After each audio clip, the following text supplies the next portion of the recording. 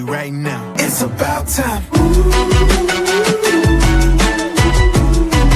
know it's about time. It's about time.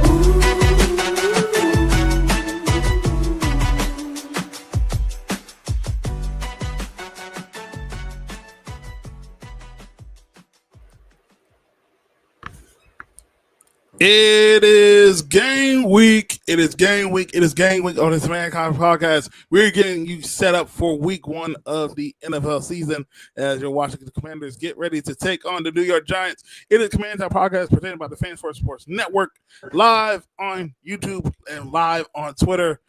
We got the gang here. It's your boy DT. We got Caleb in the building. Caleb, we finally here, bro. Week one, man. It's about time.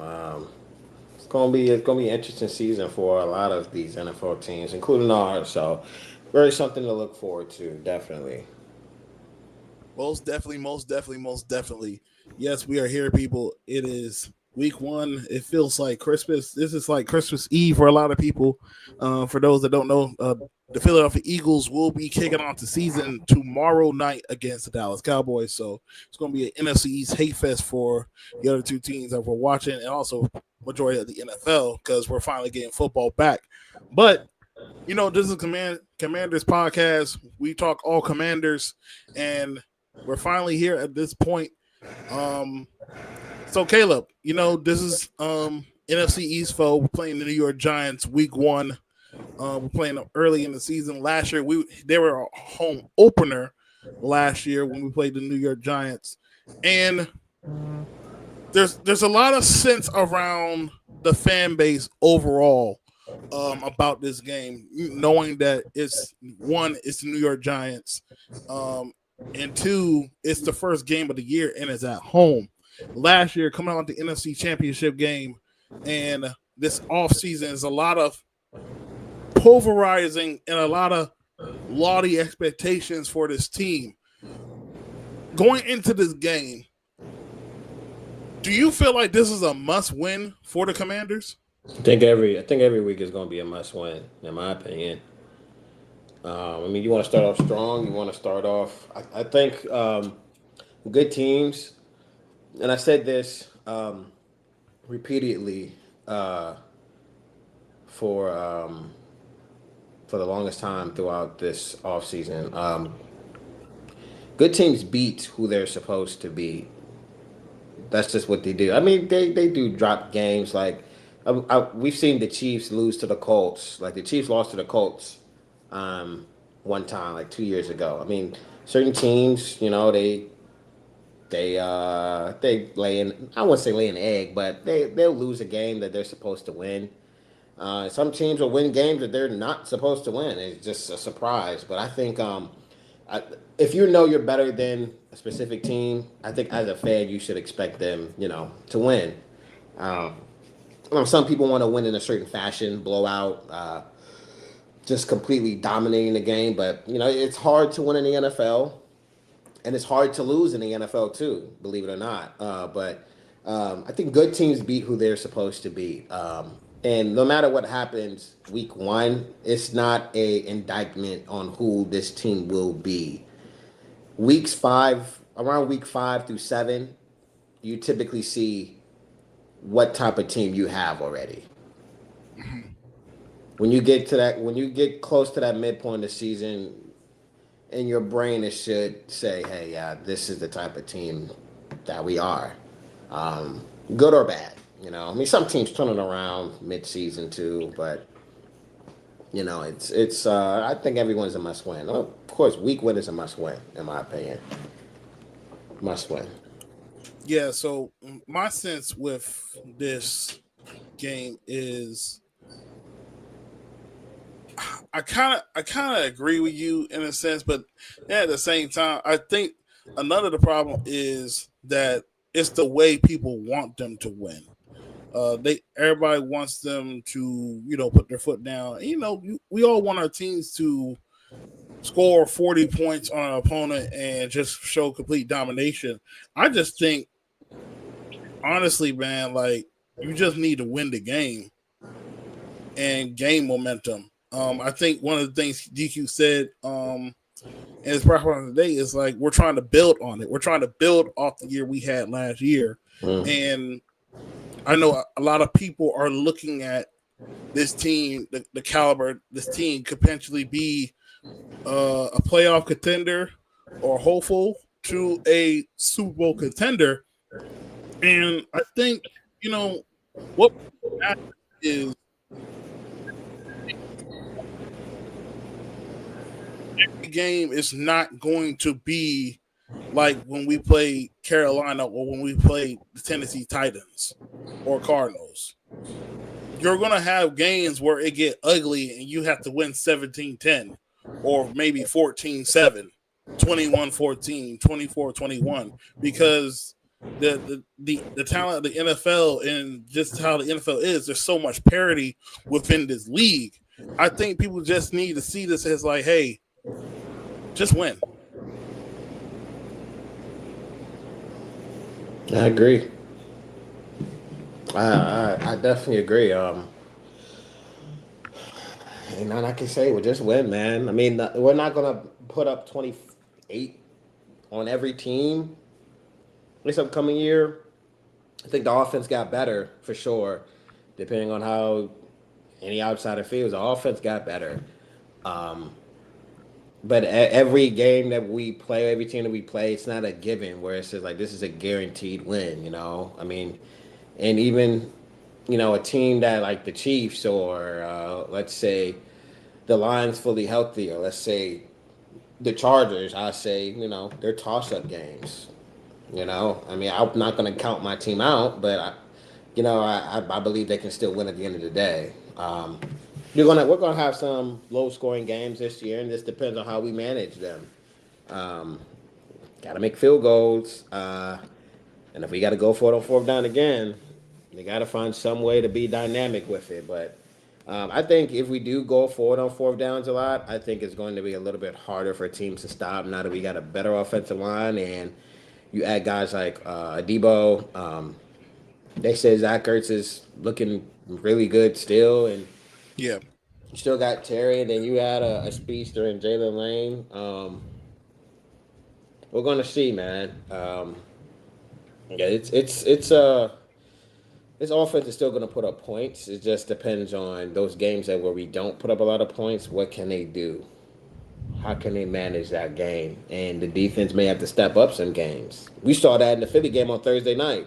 The defense actually played pretty good for what we needed them to be. Mm-hmm. The offense just laid an egg. Whether it be Jaden's broken rib, well, he didn't have a broken rib. His broken rib, or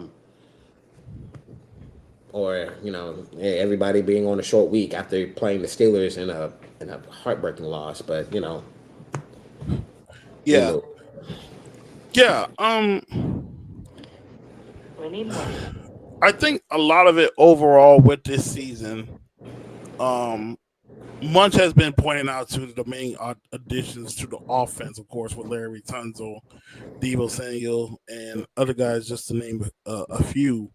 But what really matters to the magnitude of this season and so forth is how much can this defense, not only in year two, be better, but how much in terms of the personnel did they get better? The defensive line, as we look on paper, it's not the sexiest of the defensive lines in the NFL, but what you see in terms of what they're trying to establish is getting guys who are abnormally bigger in size in terms of how they want to play on the defensive line.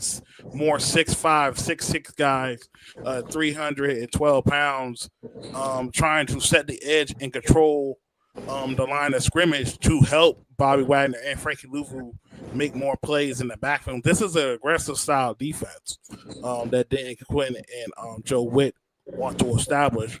And we clearly see where the strength is as we've been keeping up with training camp. It's looking like the secondary has grown and has tremendously got it better with not only the talent but just the continuity with each other. With a healthy Marshawn Lattimore, you bring in the rookie Trey Amos, you bring in Jonathan Jones from the New England Patriots. We have Mikey Sanders still, who play essentially outside due to the incompetency of the other guys on the roster, and now you're shifting him back inside. And you also have Noah Iganagami, who could play outside inside. So you have guys that are very versatile in the secondary with Aquan Martin coming back year 3. A lot of people are very praising him for looking like to have a breakout year. And you also sign a guy like Will Harris from the New Orleans Saints. So the strength of this team is looking like more of the back 7 more than the front 7,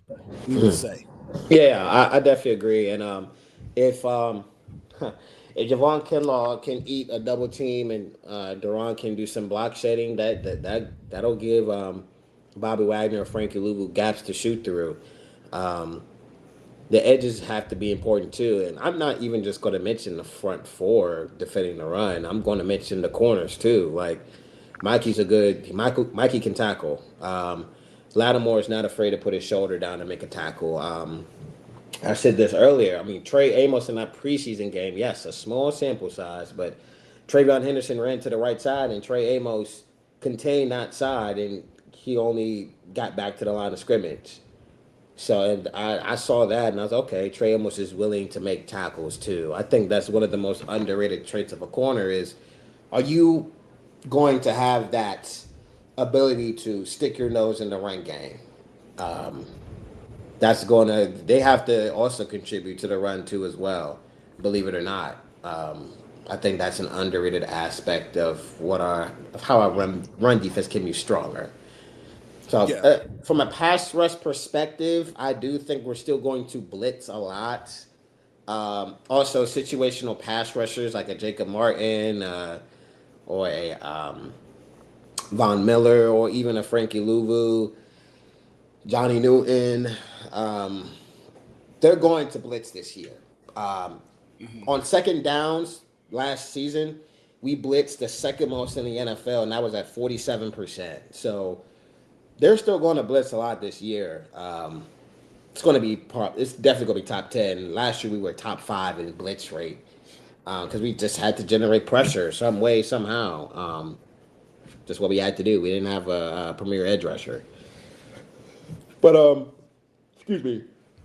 But I do like it's a different look on defense. For me, it's just wait to see what happens, in my opinion. I can't say what's going to happen because this is just new pieces.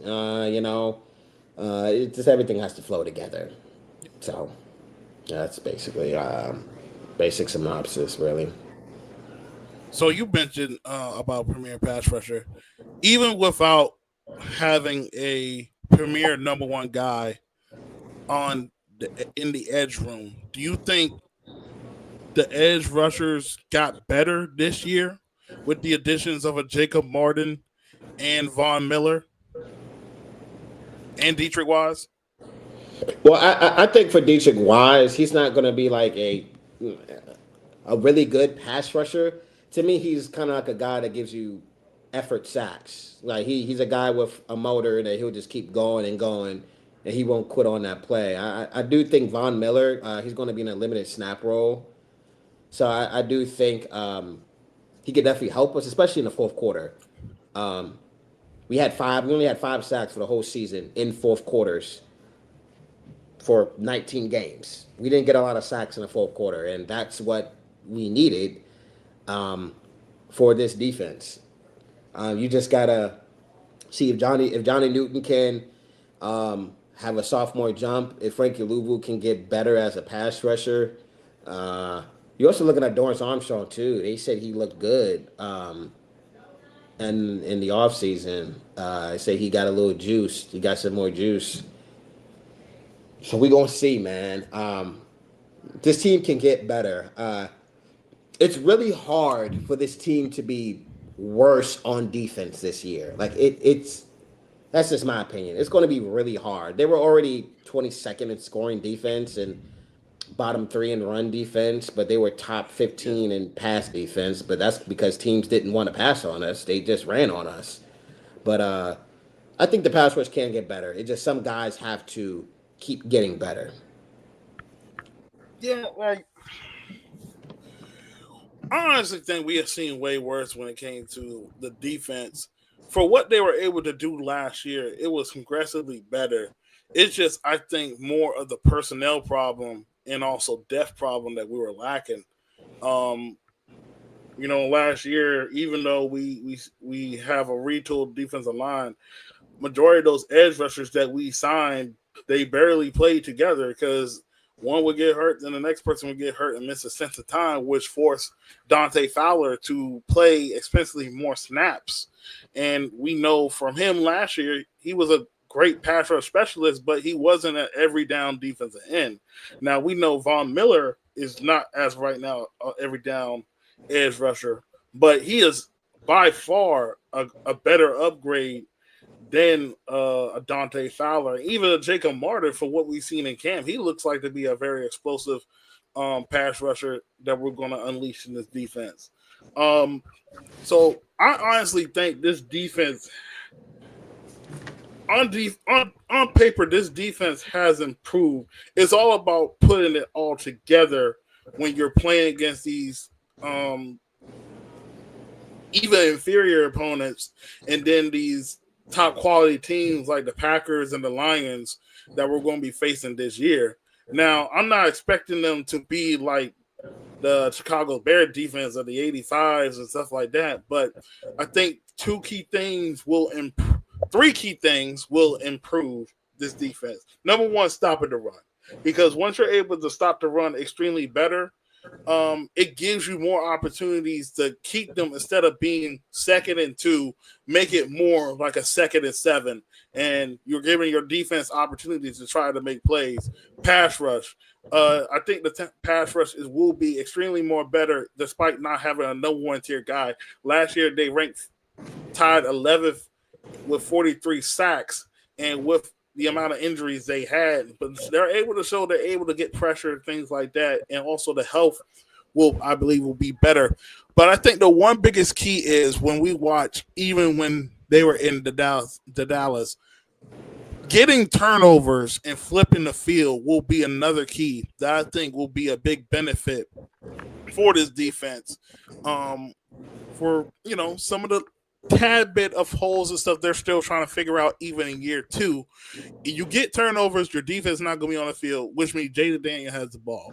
Jaden Daniel has a greater opportunity of scoring on his drives, either 3 or 7, putting points on the board, which will help the defense for make these offenses play catch up, which makes these offenses have to get in passing situations. And Joe Witt and DQ can scheme up some things to get the key turnovers and big plays they need on defense, so we can win these football games.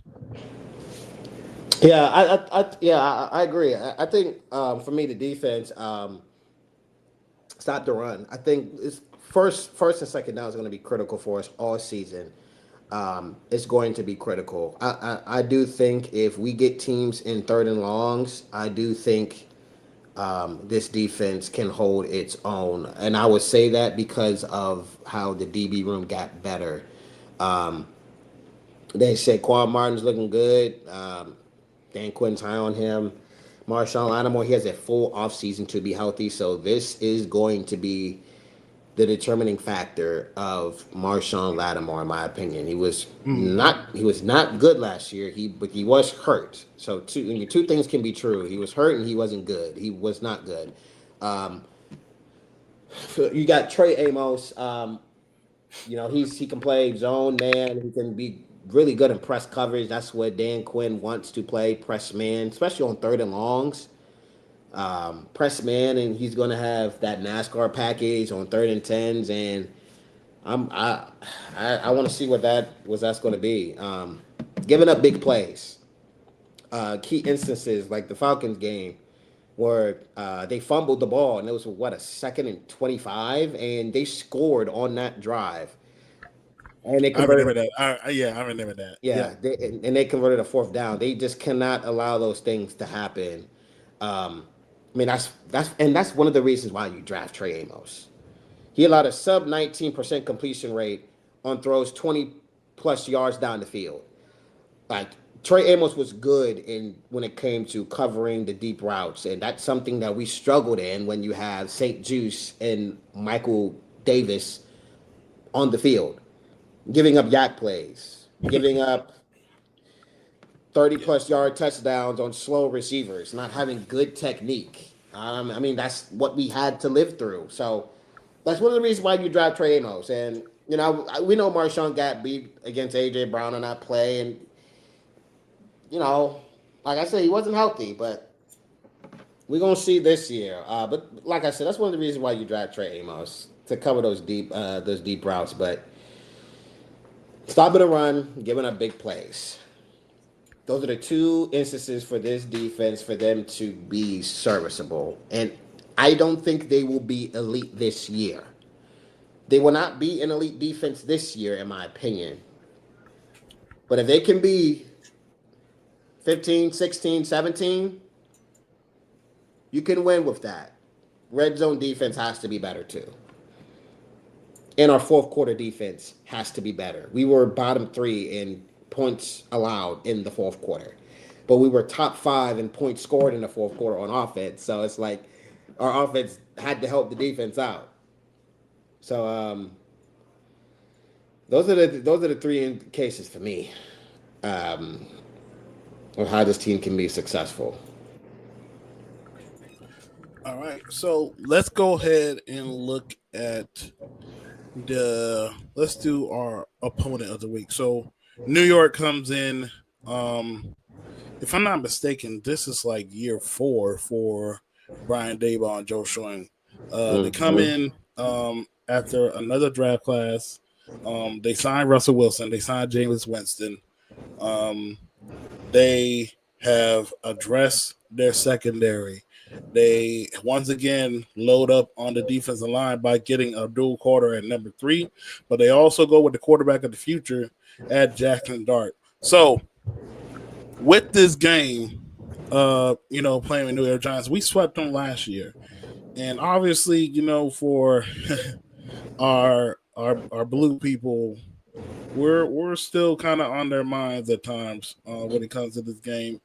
But what are your thoughts on the Giants overall and where they're at in their situation? Because there's going to be pressure on them this year, I would say, to win some games, and also understanding that they have a guy in the future.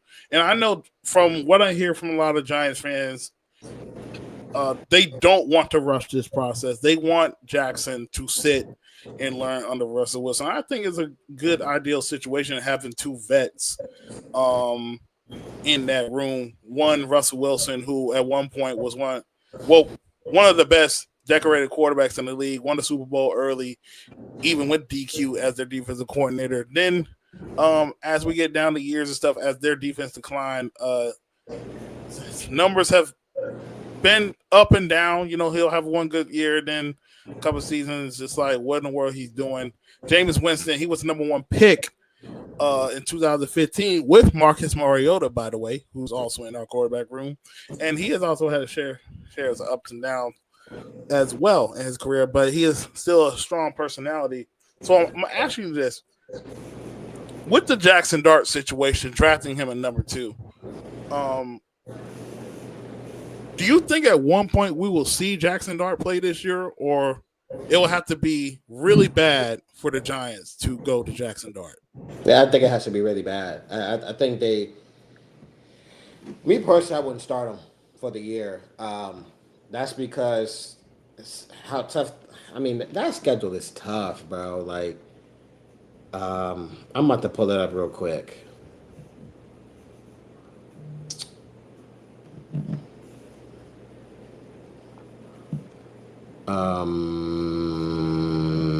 Here we go. So they have a stretch where it's week. It's let me see, 1, 2, 3, 4, 5. So like if they're like let's say they're 1 in 5 or 1-4. Let's say they're 1-4. And they beat the Saints, right? Or let's say they're 0-4, or 0-5. I mean, you got to stretch with the Eagles, Giants, Niners, Bears, Packers. As a Giants fan, do you want Jackson Dart to go through that? I wouldn't say it's a crazy gauntlet, but to have to play the Eagles, then the Broncos, a tough defense, and then you got to play the Eagles again. Then you got to play the Niners as well, who I think their defense is still good, and I think their front four is actually going to be pretty solid this year with the addition of Michael Williams, and you still got Nick Bosa. And then you got one of the best linebacker in the world in Fred Warner. Do you want Jackson Dart to go through that stretch where, he has to learn on the fly? Well, not really learning on the fly, but you're playing in these live games, and it's some tough teams that you got to play. Or should he just sit the whole year and only play him, God forbid, injury to Russell Wilson? Because we don't wish injuries on anybody, but I don't know. I think he will play this year. It just depends on how they handle his growth as the season goes on. Because you don't want to ruin the kid either with a tough schedule, then you putting him in certain situations that we don't know what he can do.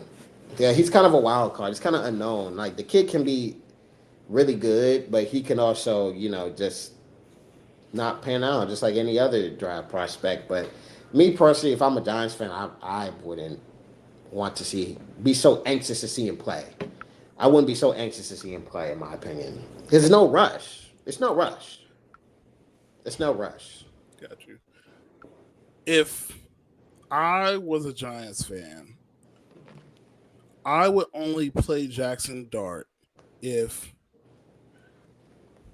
they have gotten to a point of the season where they felt like they seen enough of Russell Wilson, even after the gauntlet. Find somewhere of a staunch line, because when you look at the second half of the schedule, that's where it looks like, hey, there are some teams that could potentially be struggling at some point or somewhere close to their level where, okay, we can get Jackson Dart into these games for the future and get him some live reps and try to channel that into the next off season. That'll be the only time I would actually do it, because I think Russell Wilson is obvious. Like, let's be real, bro. Russell Wilson is light years better than Daniel Jones. Light years better than Daniel. Yeah, he's better. He's definitely better. So he at least makes them like serviceable, and they, with the defense they have in terms of their pass rush and what they can do, specifically on paper, they could do some things. But it's all about with Russell Wilson is how long does he go until he hits that dip? And we saw last year with the not with the New York Giants, with the Steelers. He was playing good, but then he started to hit that dip. Playing with the Broncos. Clearly, he was way up and down. Last year with the Broncos, he had the numbers, but if you look at his play, it's like, no, the numbers don't match the tape. And I think that's where the Giant fan base will probably be. But I know for some of the Giants fans that, don't just be illogical, they know they want him to sit so he can understand the nuances of being in the NFL and reading coverages and stuff. And that's what Russell and Jameis can do right now. Now, we know Jackson is the QB2, which actually kind of surprised me, which shows me that he's either catching on pretty quickly or I think he's catching on pretty quickly. But at the same time, though, Jameis I'm not trying to be that person. I just want to see bad. a lot. Yeah, but like he can be quarterback too, and like I said, two things can be true. He can be quarterback too because he's growing, and because Jameis Winston isn't good. So maybe that the guy behind him competing with Jameis Winston, it's not a crazy bar to beat. All you got to do is just not turn over the ball. And Jameis Winston, he'll give you some plays where it's like, oh, damn, Jameis, you a baller. But then he'll give you some, all right, bro, like you bugging right now. So, but I mean, with Russ, I was just listening to John Collins' podcast, and he had a Giants beat reporter. He feels like the Giants are going to be a run-heavy team this year. They're going to be a run-heavy team. You got a good running back room in Tyrone Tracy, Singletary, and Scatterbo. It just depends on. It also depends on what the offensive line does too, as well. But you got a weapon in Malik Neighbors, so like they're going to spam him. Like they don't have other than Malik Neighbors. There's no other guy that I fear in their receiver room. Like they don't strike fear in my heart, if I'm being honest. But I will say that for Russ, and this Giants beat reporter said the same thing, like dicking and dunking down the field, and he'll give you an occasional moon ball. He loves the moon ball. That's Russ's biggest trait, and that's his best trait really is that moon ball that he throws. He doesn't target over the middle of the field a lot. So they're probably going to be running a lot of drags, a lot of curls, I don't think they're going to run a crazy concepts in the middle of the field. I mean, he didn't do that with Pittsburgh. He really didn't do that with Seattle a lot. He's not as consistent when it comes to throwing over the middle. There are some times he does hold the ball at times and hesitates, especially on those curl routes and returns and stuff like that. Yeah, I definitely agree with you. So, and that's crazy because that was some of the things that they were hurting us last year with bad corners that we had. The secondary is definitely improved. I think I do agree in the sense that outside of elite neighbors, they don't scare you, but I do wonder a little bit when it comes to the slot. Wandale did give Sanderson some problems last year. I don't know how much we expect Russell to attack the slot corners and stuff. But also, I think, like you said, running the football was a key thing that the Giants did that hurt us last year. I think it's all about setting the edge on the run, keeping them in these second line situations so we have opportunities to rush the passer. In the NFL, you got to earn your right to rush the passer, but you got to stop the run first. So I think you don't have to extremely shut it down. You just have to make it hard for them to run. Mm-hmm. None of this 6 yards per carry or 6 yards after contact that we were seeing last year. Minimize that and try to keep it in these second and long situations, third and long situations. Yeah, I think Mikey, he kind of struggles with those quick, twitchy receivers a little bit because he's not as athletically gifted as some of the best corners in the league. Like he's not the most athletically gifted guy, but he has to rely on his technique and just his IQ. So Wandale may get him a couple of times, but I do agree that like stopping the run is the main issue. Like even when we played the Steelers, you know how many times I'm talking about last year? You know how many times the Steelers ran the ball on us?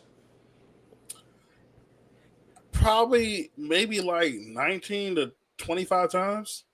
No, 43. 43 times. Dang, that's 43 insane. Rushing attempts, and they averaged 3.3 yards per rush. That's really good. For like, we ran the ball 22 times. We only averaged 2.7 yards per carry. The Steelers were one of the best running defenses last year, and we still put up 27, and we had to be one-dimensional. Really throughout the whole game. I mean, for you to force a team to have 43 rushing attempts and they don't get at least 3.5 yards a carry, that's pretty good. So, I mean, when you're playing the Giants, and not just the Giants, but these dual threat QBs, we have to contain. Like they give us problems sometimes. I mean, they gave any team problems, but I mean, certain teams like especially the Steelers. The Steelers are known for defending dual threat QBs really, really well. I mean, they go up against Lamar, what, twice a season? Yeah. So they go up against Joe Burrow, who's an improviser too as well. So I mean, they have those guys to give them that give them kind of fits really, but they know how to slow them down a little bit to neutralize them. I mean, they're going to get theirs either way. But I think I kind of want to switch the offense though for us at least. I think the O line is going to be pivotal. I'm sorry, bad grammar. Our offensive line is going to be very important for us in this game. Really, Light years better than last year. Laremy Roman's Tunsil, missing one starter. you wouldn't have to chip. You wouldn't have to chip the Laremy Tunsil side, maybe Josh Connolly side. But I think that kid is smart. That kid is smart. That kid is athletically gifted. He can get out in space. He can mirror some of these athletes. It's just that he has to get better, or he just has to improve on hand strength and also his lower body strength, controlling those power rushers. I'm gonna be honest, Caleb. Go ahead. Defending the edge it's not really that much a concern. I'm more concerned about when they attack the middle of our offensive line, when they run in stunts, going after guys like Allegretti and Coleman. How much can they pick that up? Because we know they're going to try to move Abdul and these guys around as well. And you already got to handle like Dexter Lawrence. I think of two people. They gonna have some extensive stunt packages against this O line. It's all about communicating with each other because Coleman has missed some time, and they have Allegretti and they also have Wiley listed as or. But I kind of expect Allegretti to be the starter, and you have Wiley. Like, can they pick these stunts up or what these games that they're trying to do? And will they spy Jaden? Possibly they will. Oh no, they will. They will. They will. But like, go ahead. And I think the funny thing is, like, yes, they talk about the defensive line. Yes, of course, the pass rush. It's going to look like it's going to be a problem for a lot of teams this year. But none of that matters if you can't stop the run. The Giants had struggles at stopping the run too. And honestly, we got better at O-line. Not only that, we kind of got better at running back in terms of letting go someone who had vision problems. And now you have guys like Austin Eckler, Chris Rodriguez, Jeremy Nichols, and Bill Crosby-Merritt. Like, the running back room from a vision standpoint and what they're able to do, they're better in that room. So none of this trying to get like these multiple sacks is going to matter if you can't get off the field as well. It's going to be a test of will of who's going to be able to stop the run better and get to and cause a wreck happen against both offenses, which last year we know we didn't even punt the first time we played these dudes. We were hurting ourselves when we got to the red zone. We should have had at least 28 points. And then when we played them the second time, yes, the score was 27-22, but we were first and goal with like a minute 49. We could have put 34 on them. We should have put, yeah. We should. And like I said, we got better on offense. And I think Jaden, Jaden's going to be. I think Jaden's going to be good too. He understands, but that kid is going to be special. He understands the assignment. But like you said, for me, if I'm the coach, I'm running the damn football against the New York Giants. I'm running at their edges. I'm challenging their edges. Abdul Carter, Brian Burns, Thibodeau. I know you guys are, as a group, a formidable pass rush unit. You guys are formidable. I will give you the respect y'all deserve. Can you stop the run? It's not, your pass rush isn't going to matter when it's 3rd and 2. But your pass rush isn't going to matter when I'm running the ball and I hit you with the play action. Now you're neutralized. Or even if we do want to pass and you break contain, that's even worse. Yeah. So, and then, you know, like Abdul is so good. Well, so like he may have some, this is not a bad thing, but he may have some issues with him this year where he's breaking contain, and he's allowing these quarterbacks to get upfield, and they're moving Dexter Lawrence with a double team to the other side as well. Or even when you have to chip Abdul Carter sometimes too, and I think that's another thing. I think John Bates is going to be very, very critical for us this game. He's one of, if not the best blocking tight end in the league, other than George Kittle. I think George Kittle is still the best, probably the best blocking tight end in the NFL, and I think John Bates is top 3 at that.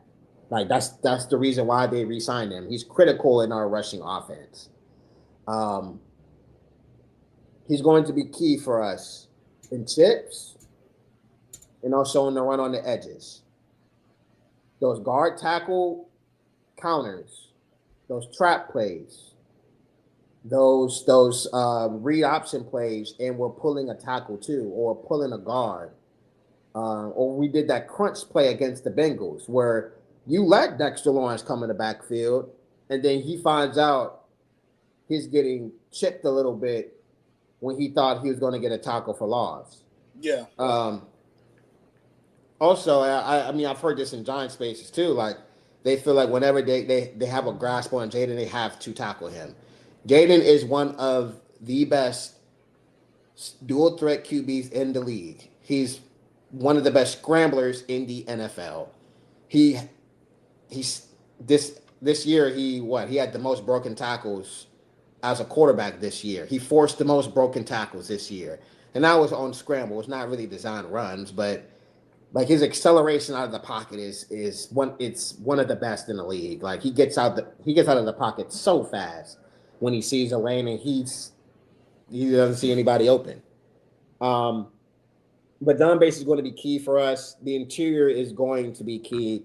You have to stop Dexter Lawrence. To me, he's the second best defensive tackle in the league. I still give respect to Chris Jones because Chris Jones can go to the edge and rush the passer as a D tackle, which is insane. But Dexter Lawrence is the best nose in the league. He had over 100 pressures playing the nose tackle position, which is unheard of. That's utter dominance. You have to double team him. Quick passes, screens, that neutralizes the pass rush. Test Deontay Banks. Test him. Terry cooked him last year. Deontay Banks did not have a good year last year. However, they did get better at safety with Javon Holland. I think they have some speed back there in the safety room with Javon Holland and Tyler Newman. And they got a decent nickel corner too as well, and Drew Phillips. So it's going to be key. Another thing too, the Giants got to tackle. You had to tackle Debo. Believe it, like you're going to have to tackle Debo, and if our running backs get into the secondary, you're going to have to be able to tackle JCM and Chris Rodriguez too, in my opinion. Yeah. So, in the game plan, it's easier said than done. I do think the Giants are going to be much better this offseason, and yeah, they are a much better. They're going to be a pain. They're going to be a pain for a lot of teams this year. They're going to be annoying just because if you can't handle that pass rush, and they can put up some points, it's going to be a long day for you. But also, if we can no huddle too, or the muddle huddle sometimes that we did, or we're up tempo, that slows down the pass rush too. You got to be ready for that. That up tempo can slow down that pass rush. You're not going to be able to go full speed every time when we do up tempo and we're actually connecting on our passes. Yeah. Like you're going to get tired. Yeah. I also think when it comes to the skill position battle, I think that's going to be a matchup to watch as well, because if we're able to handle the rush, I think Noah Brown, healthy, Debo, Jalen Lane, I think those guys can have some opportunities against the secondary. Now they did have improved. They did sign Paulson Adebo. They signed Javon Holland to oversee one of the safety spots. But that corner two, it was between Deontay Bix and Cordell Flott that they had a battle all training camp. We know from Banks he has had been up and down, especially during his time with New York. I think after the rookie season, he had a couple of struggles trying to turn his head around and things like that. Then even when you're looking at Cordell Flott, I think he has tremendously been better, but I think that's a position that we can pick on. Nora Brown had some production last year. Terry, although his second game was better, he only had 2 catches, 19 yards, but 2 touchdowns. I think the relationship with Jaden, with Terry, around this time will be extremely important. Then also adding a Debo, you can move him all over the field. They're going to have to try to keep tabs of where he's going to be. Could be in the backfield, could be in the slot, jet sweeps, tunnel screens, reverses, drag routes, slants. He's a big body guy that you're going to have to stop and contain with these guys. And, Zach Ertz, he's very reliable, the safety valve against those linebackers. I think that's going to be a key matchup where I feel like, in my opinion, yes, okay, they have Malik Neighbors. He's definitely, in my opinion, going to be a top 5 receiver this year, especially with improved quarterback play. But just looking at the room overall, I'll definitely lean and take my wide receiver room over the New York Giants. No. I don't disagree with that. I said that in the space. They got upset, but, hey, what do I know? I mean, it's going to be. I still think division games are always tough unless the other team is just trash. But I mean, they have some guys that can keep up with Jaden, but Jaden's not a run first quarterback either, and he can stay in the pocket if you give him time, and he can deliver as well. Yeah. So it's going to be a good game. But if they can't stop the run, because the Giants couldn't stop the run last year, as far as opponents rushing first downs per game, the Giants were bottom 5. They allowed over close to 8 rushing first downs last year per game. So, I mean, yards per rush attempt, 24th. Bottom 10. I mean, did you see them improve in their run defense? What did they do, in your opinion, that could help them get better against the run? Well, they did add a couple of new defensive linemen. Roy Robinson Harris. They did draft Darius Butler in their defensive line. They do get Dexter Lawrence back healthy. And also get Brian Burns and Kayvon Thibodeau back healthy. But I think it's all about gap control for them as well. Even when I watched, I know it was a preseason game, but even when I watched played against the Giants, there were some gap control issues that I saw for that team, and it's kind of very similar to what we kind of struggle with in terms. But I think one of the biggest keys for our defensive line struggles is the talent overall compared to the Giants, because the Giants' front seven is absolutely talented, even when you count guys like Bobby Okereke and a guy like Micah McFadden, who's adequate enough to play that linebacker position alongside with Okereke. But honestly, man, I think it really comes down to old-fashioned football. Who can stop the run and who can run the football? Whoever wins the rushing battle necessarily will win the game. Yeah. I agree. All right, we're about to go ahead and get ready to wrap this show up, but let's go ahead. You know we got to do this. Let's go ahead with our final projections for this game. We're going to go with one bowl prediction and the score prediction. One bold prediction. I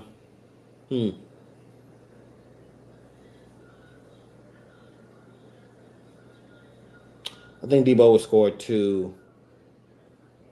Actually, I think we'll get 3 sacks on Russell Wilson.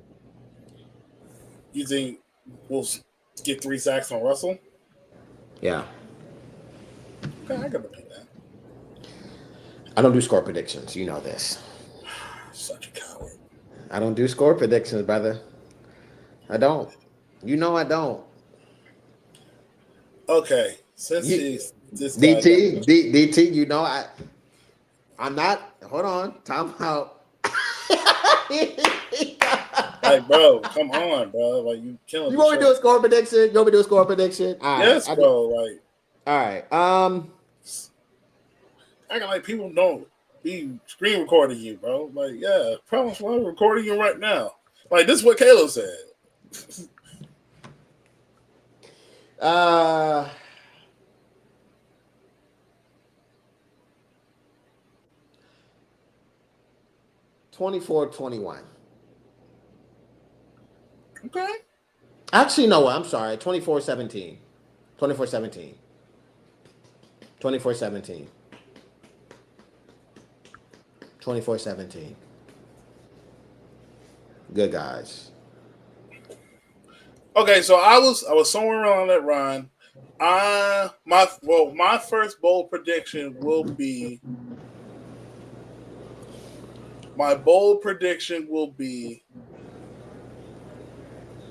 kind of agree with you, man. I think Debo is going to have 2+ touchdowns, and I'm not even going to say if it's rushing or scoring. I think Debo is going to be a key factor in this game. I'm very excited how Cliff's going to use him, bro. I think Debo's going to be playing on his redemption tour, and he shows everybody week 1 that he still got it. But for my score, it's a rivalry game. It's NFC East. They play us close. They play their best when they play us. I'm going to go 27-24. Commanders. I think it's going to take some time to get adjusted because they finally have competent play at quarterback, but I think they do just enough to fend off the New York Giants. Nail biter? Stressful game? Oh, yeah, it's a nail biter.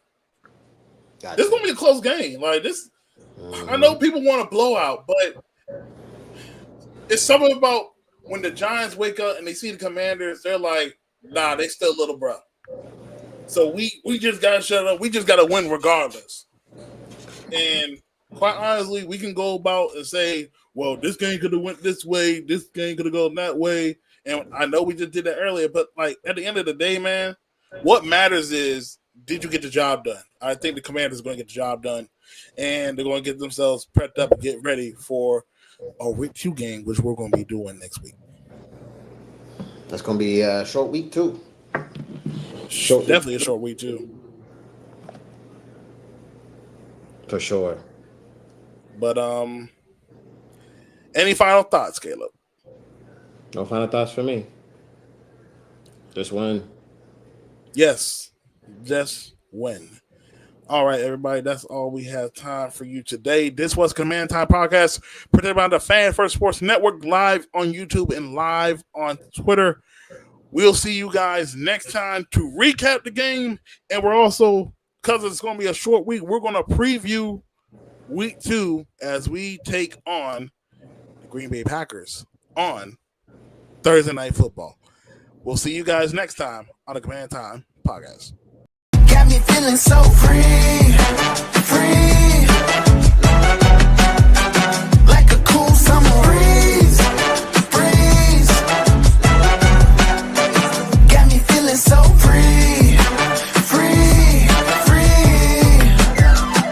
it's about time.